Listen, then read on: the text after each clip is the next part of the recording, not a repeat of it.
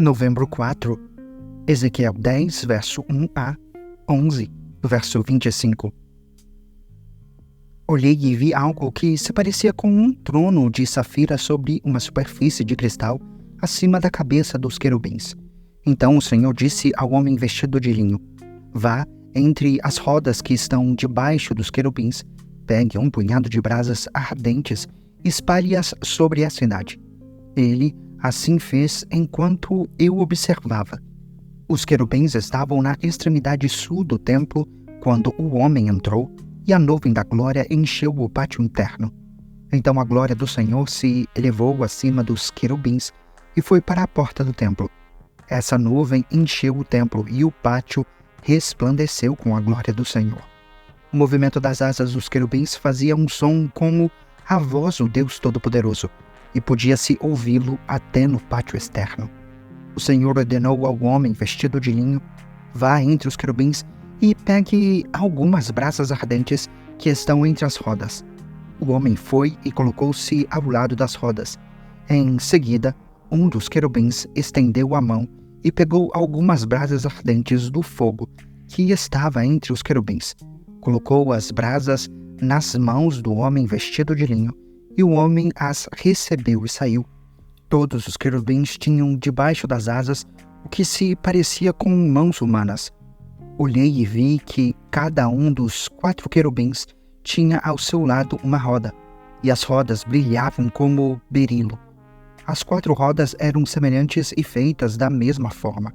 Cada uma tinha dentro dela outra roda que girava na transversal. Os querubins podiam se deslocar em qualquer uma das 4 direções sem se virar enquanto se moviam. Deslocavam-se para a frente sem se virar. Tanto os querubins como as rodas eram cobertos de olhos. Os querubins tinham olhos por todo o corpo, inclusive nas mãos, nas costas e nas asas. Ouvi alguém se referir às rodas como rodas giratórias. Cada um dos 4 querubins tinha 4 rostos. O primeiro era rosto de boi, o segundo de homem, o terceiro de leão e o quarto de águia. Então os querubins se elevaram. Eram os mesmos seres vivos que eu tinha visto junto ao rio Quebar. Quando os querubins se moviam, as rodas se moviam com eles.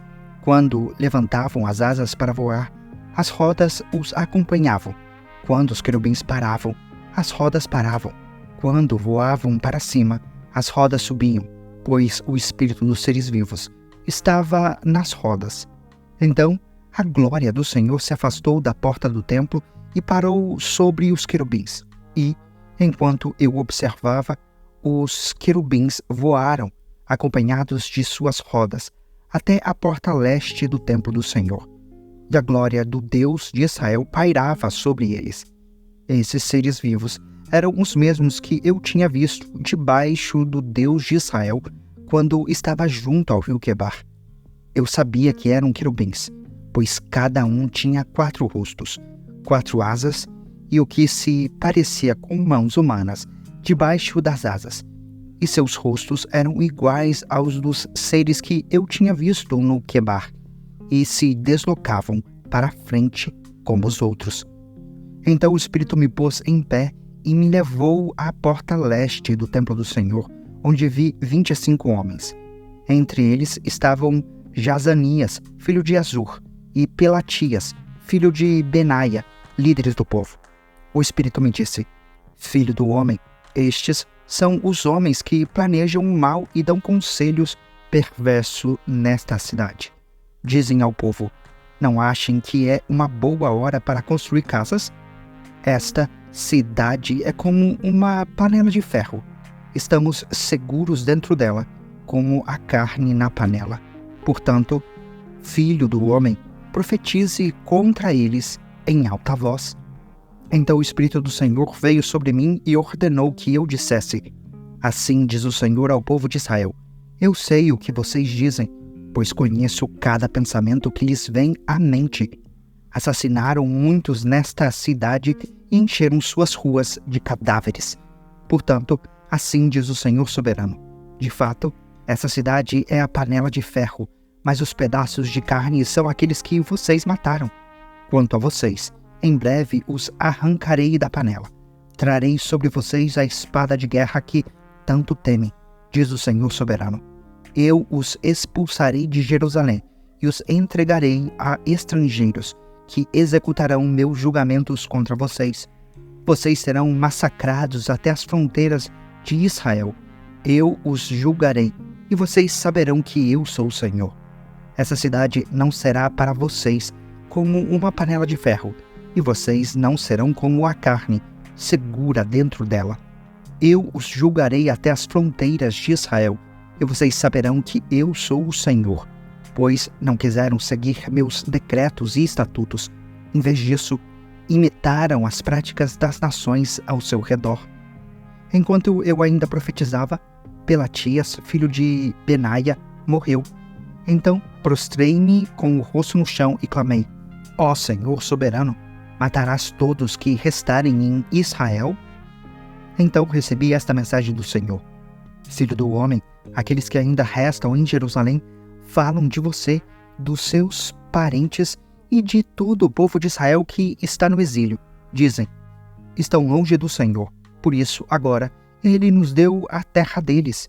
Portanto, diga aos exilados: assim diz o Senhor soberano, embora eu os tenha espalhado entre as nações do mundo, serei um santuário para vocês durante seu tempo no exílio. Eu, o Senhor soberano, digo que os reunirei das nações onde foram espalhados, e lhes devolverei a terra de Israel. Quando eles regressarem para sua terra natal, removerão todos os requisitos de suas imagens repugnantes e de seus ídolos detestáveis. Eu lhes darei um só coração e colocarei dentro deles um novo espírito. Removerei seu coração de pedra e lhes darei coração de carne, para que obedeçam a meus decretos e estatutos. Então eles serão o meu povo, e eu serei o seu Deus. Quanto àqueles que anseiam por suas imagens repugnantes e seus ídolos detestáveis, darei a eles o castigo merecido por seus pecados. Eu, o Senhor soberano, falei. Então os querubins levantaram as asas, acompanhados de suas rodas, e a glória do Deus de Israel pairava sobre eles. Então a glória do Senhor subiu da cidade e parou acima do monte a leste. Depois disso, o Espírito de Deus me levou de volta à Babilônia, para o povo no exílio. Assim terminou a minha visão, e eu relatei aos exilados tudo que o Senhor me tinha mostrado. Hebreus 6, versos 1 a 20. Portanto, deixemos de lado os ensinamentos básicos a respeito de Cristo e sigamos em frente, alcançando a maturidade em nosso entendimento. Certamente, não precisamos lançar novamente os alicerces, ou seja, o arrependimento das obras mortas, a fé em Deus, o batismo, a imposição de mãos, a ressurreição dos mortos e o julgamento eterno.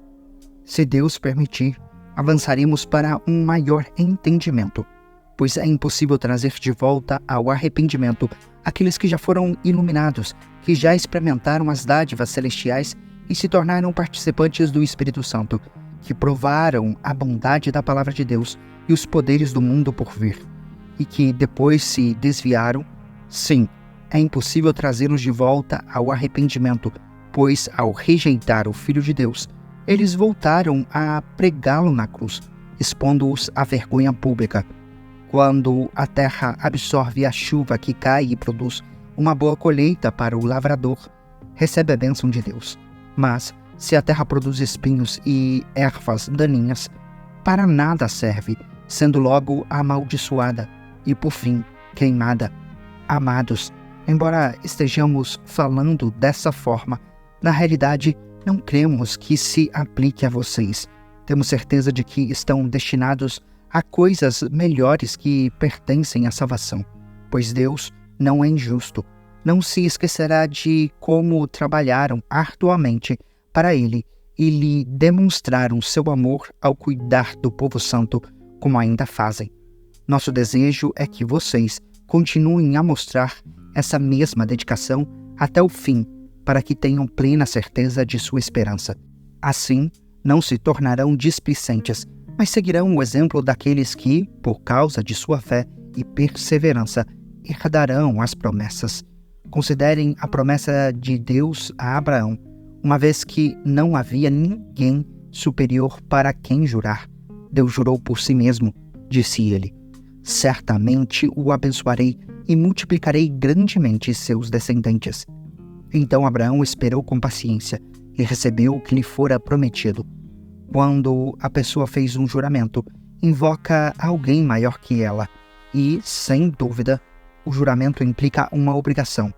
Deus também se comprometeu por meio de um juramento para que os herdeiros da promessa tivessem plena convicção de que ele jamais mudaria de ideia.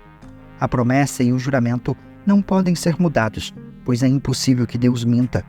Portanto, nós que nele nos refugiamos, estamos firmemente seguros ao nos apegarmos à esperança posta diante de nós. Essa esperança é uma âncora firme e confiável para a nossa alma. Ela nos conduz até o outro lado da cortina, para o santuário interior. Jesus já entrou ali por nós. Ele se tornou nosso eterno sumo sacerdote, segundo a ordem de Melquisedeque. Salmo 105, versos 16 a 36. Mandou vir fome sobre a terra de Canaã e cortou a provisão de alimento. Então enviou um homem adiante deles, José, que foi vendido como escravo. Feriram seus pés como correntes e com ferros prenderam seu pescoço. O Senhor pôs José à prova, até chegar a hora de cumprir sua palavra. O faraó mandou chamar José e o libertou. O governante de nações lhe abriu a porta da prisão. José foi encarregado do palácio real e se tornou administrador de todos os seus bens. Tinha toda a liberdade de instruir os assistentes do faraó e de ensinar os conselheiros da corte. Então Israel chegou ao Egito. Jacó viveu como estrangeiro na terra de Cã. O Senhor multiplicou seu povo, até que se tornaram mais numerosos que seus opressores. Voltou os egípcios contra seu povo, e eles tramaram contra os servos do Senhor. Mas o Senhor enviou Moisés, seu servo, e Arão, a quem havia escolhido. Eles realizaram sinais entre os egípcios, maravilhas na terra de Cã. O Senhor cobriu o Egito com trevas, pois desobedeceram a ordem para deixar seu povo ir. Transformou as águas em sangue e matou os peixes. Rãs infestaram a terra e invadiram até os aposentos do rei. Por sua ordem, moscas desceram sobre os egípcios e piolhos encheram todo o seu território. Enviou-lhes granizo em lugar de chuva e relâmpagos faiscaram sobre a terra. Destruiu as videiras e as figueiras e despedaçou todas as árvores. Por sua ordem, vieram enxames de gafanhotos, incontáveis gafanhotos jovens. Devoraram toda a vegetação da terra e destruíram toda a plantação nos campos. Depois, matou o filho mais velho de todos os lares egípcios, a força e o orgulho de cada família. Provérbios 27, versos 1 e 2. Não conte vantagem a respeito do futuro, pois você não sabe o que o amanhã trará. Deixe que outro o elogie, e não sua própria boca, alguém desconhecido, e não seus próprios lábios.